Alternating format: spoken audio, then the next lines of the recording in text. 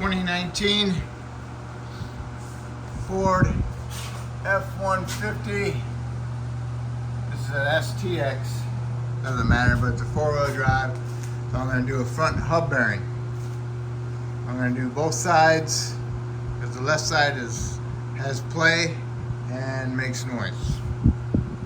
First thing you want to do is jack it up, support it properly, remove the tire.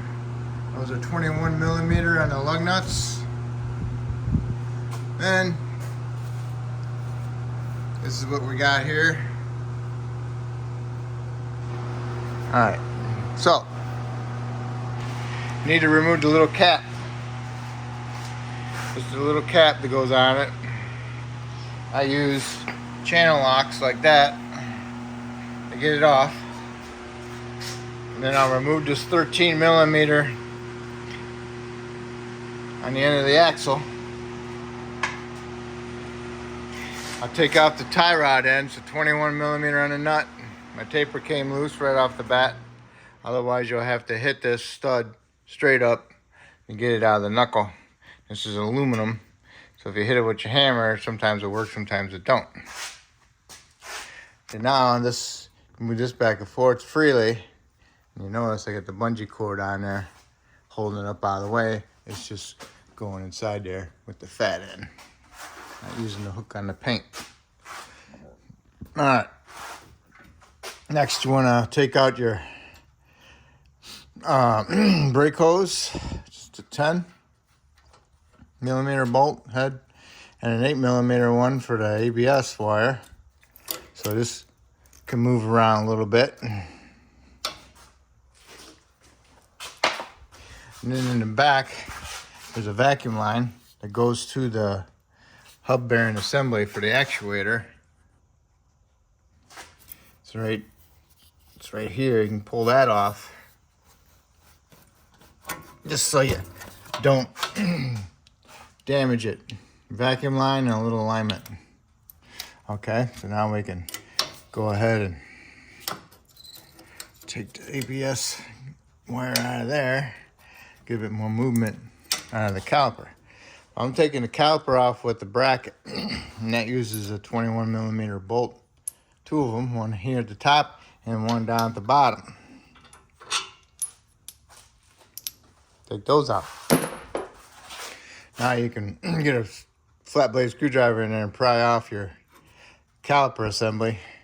Make sure you got like a J hook off to the side to hang it, so you don't just hanging the caliper on the hose. That's what I'm going to do now. Okay, I got the caliper assembly out of the way. One thing you should check is to make sure your slides move on a caliper when you got it off of there anyway. Next I need to do is get my rotor off. You should always put a lug nut on there with a couple threads just to keep it from falling off if it is loose, so it doesn't fall on your foot.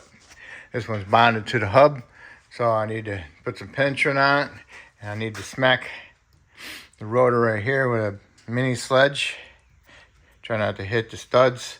When you hit this, the vibration of it breaks it loose from the rust. Try not to hit the rotor surface because I'm reusing the rotor. Mini sledge. I want to hit it in there. I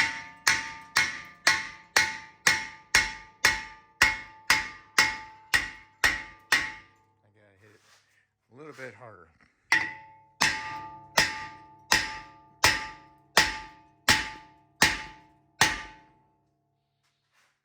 I need two hands. Okay, it's loose. Now, take the lug nut off and take the rotor off. All right, here's my hub. Go ahead and spray your hub down with some penetrant on the bolts. 4 bolts will hold the hub bearing on. Let that soak for a little bit. And also, on your rotor you're reusing, you need to clean this surface up. Get it nice and clean, remove all the rust because you don't want that rust in there. Rust creates high spots, low spots, so you want it to be a nice true surface because you're going to have a brand new hub bearing. It can be nice and clean, so you want that rotor to be spinning straight. You don't want it to be spinning like that. So when you do hit your brakes, your brake pedal does the same thing. Okay, next thing you want to do is remove the bolts in the back, and these are 18 millimeter, 4 of them.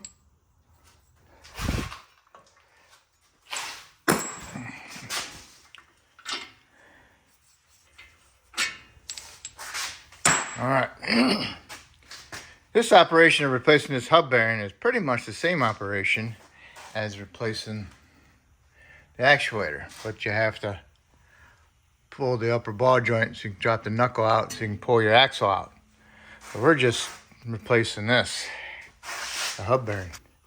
So, speaking of which, we're gonna have to chase down our wire for our ABS sensor. And the connector goes up inside the fender well, and it's up inside here, right about there. You might need to go up there and disconnect it.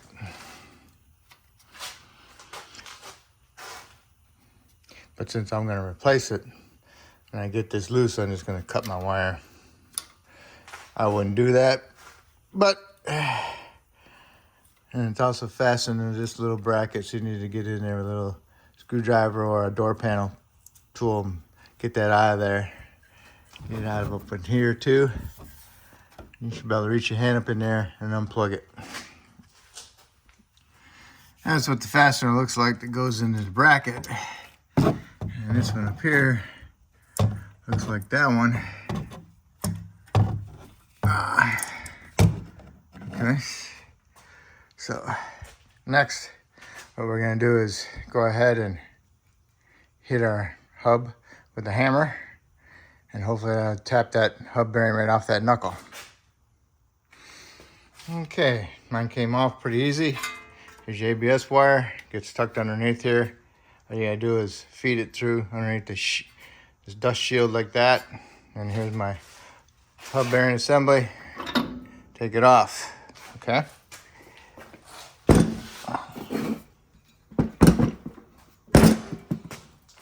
That's what the back side of it looks like, and this is what engages into the actuator to engage the four-wheel drive onto this little piece right here. That's the actuator. So now we need to clean this surface up right here on the knuckle. And when you get that all cleaned up, wipe this off. Make sure you don't get no dirt in there. Maybe stuff it with a rag before you go and try and clean this up so none of that debris goes inside there.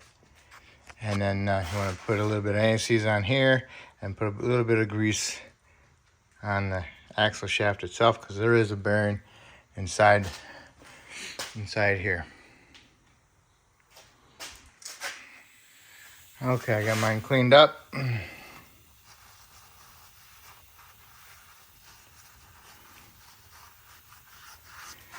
Now I'm going to put some anti-seize on here and a little bit of wheel bearing grease on there before I put my hub assembly on there.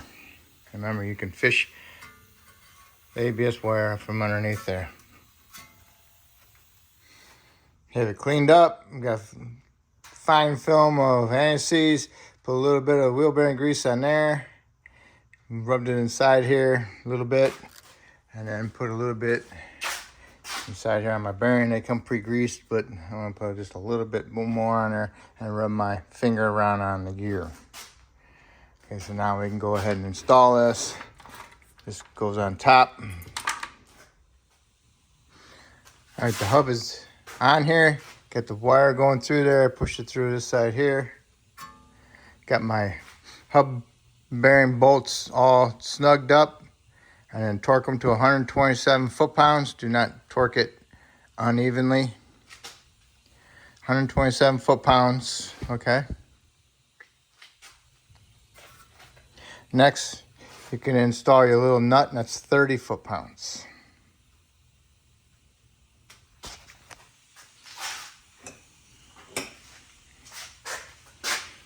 And this one is 30 foot-pounds. All right, you got the center axle nut torqued. Now you need to do is put your little cap back on there. I use a 1/16 12-point socket. Fits in there nice, and I can use that to install it. Put some anti-seize on your hub. Clean up your brake rotor.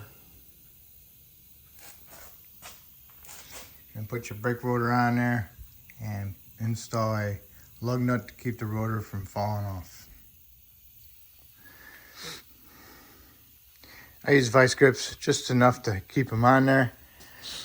Got my caliper bracket on there. Put my bolts in there. And make sure when you go to do this, you push your pads into the bracket on this side and then against the pistons on that side. So that way you can push it in there. And get your bolts in there, and then you can tighten these bolts to 181 foot-pounds. If you did take these off, the caliper bolts to the bracket, those are 27 foot-pounds. So 181, 27. All right, got our brake line and our bolt back in, ABS wire, a little bolt back in, into the bracket, into the other bracket. Go behind the brake line, push this one into the control arm bracket, get the other end up there, and make sure when you lower down to connect it in the connector. Also, now you can go ahead and connect up your vacuum line. Don't really have to remove it, but I don't know why I did. So make sure you get it on the vacuum line and line up the little guide with it. Okay? Top one's the vacuum line, the bottom one's the guide. Make sure you get in there with a light. Make sure that vacuum line is installed properly. Next you want to do is install your tie rod in, put your nut on it. I put anti-seize on the taper and on the threads, tightened it up. That's like 90 foot-pounds, but you just basically tighten it into the taper. So now I can go ahead and remove my vice grips, clean off your rotor, make sure there's no oil on it. Everything's tight, everything's connected. Don't forget your little hook. Ha. Now you can go ahead and put your tire on and torque your lug nuts to 140 foot-pounds. And if you're going to do the other side, do it exactly the same way. And then also lower it down to the ground. Open your hood up, find your connector, connect your connectors up, and then go and start it up and push your pedal to the floor a couple times to make sure you got a decent pedal before you go and put it in drive or reverse. Otherwise, you won't have any brakes for a couple pumps. So just be on the safe side. And that's how you do your front hub bearings. And hopefully I helped you out, and hopefully you can help me out by subscribing to me, and I appreciate it.